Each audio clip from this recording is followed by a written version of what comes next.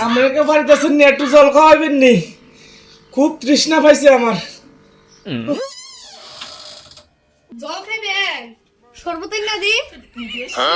শরবত খাওয়াইবা? আরে কৃষ্ণ, আজকে কাজের মধ্যে কেন উঠছি, ঠিক বাড়িতে আমি বুঝাইছি। আনো বাবা, শরবত লিয়ে আয়ো, শরবতে খাও। নেন। ঠাকুর তোমার বাঁচাই রাখো।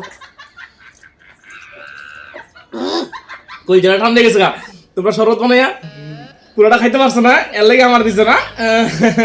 কেল এর ভিতরে না বিলাই মুইতা দিছে, এর লাগি আমরা খাইছি না। বিলের মতো নাকি আমার খাওয়াইছো?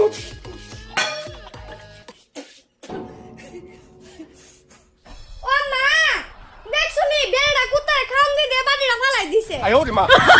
আমি কেন মরি না, আজরাইল কি চিনে না।